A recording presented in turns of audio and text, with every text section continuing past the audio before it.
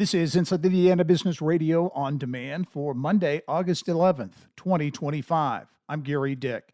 After some revisions to the site and financing structure, construction is now underway on a youth sports complex that could serve as an economic catalyst for the city of New Haven and Allen County.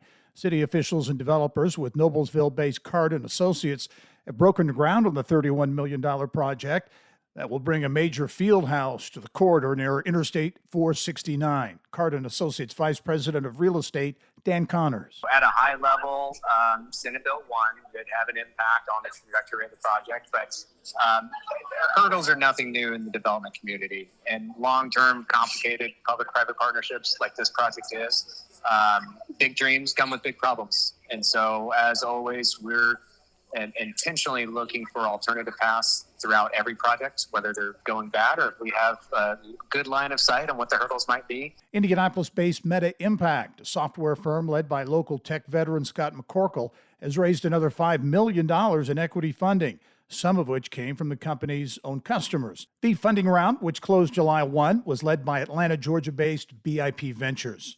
Money Magazine is out with its annual list of the best colleges in America, and nearly 20 Indiana schools made the cut. The publication analyzed more than 700 four-year colleges with a focus on affordability and student outcome. The University of Notre Dame, the only Indiana school to receive 5 stars.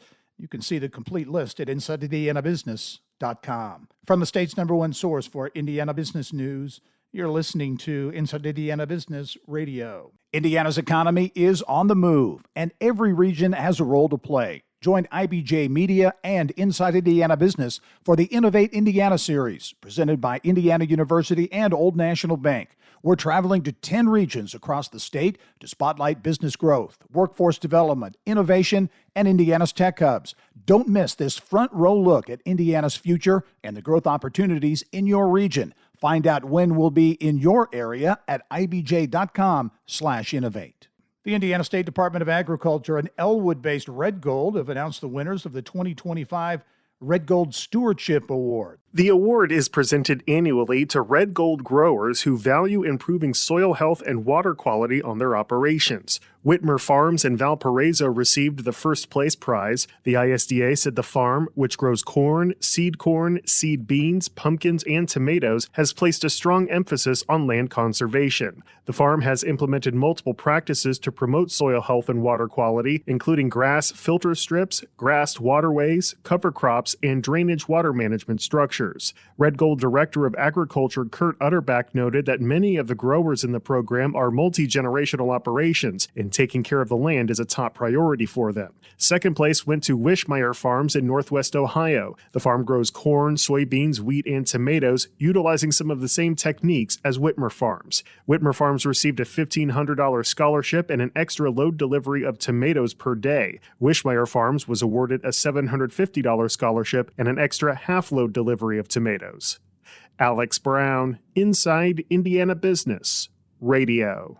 Indiana revenue collections exceeded the most recent projections last month. The Indiana State Budget Agency said on Friday that general fund revenues in July totaled $1.6 billion. That's about $17.8 million higher than the April 2025 forecast, or 1.1%. Butler University will launch a standalone engineering program in the fall of next year, offering bachelor's degrees in mechanical engineering, chemical engineering, and bioengineering. Housed in the College of Liberal Arts and Sciences, the program will combine technical training with Butler's liberal arts curriculum. This is Gary Dick for Inside Indiana Business Radio on demand. Thanks for listening to this IBJ Media podcast. You're probably going to remember this ad. Do you know why? Podcast advertising works. 85% of listeners recalled hearing an ad during a podcast, and 70% of podcast listeners have acted after hearing an ad.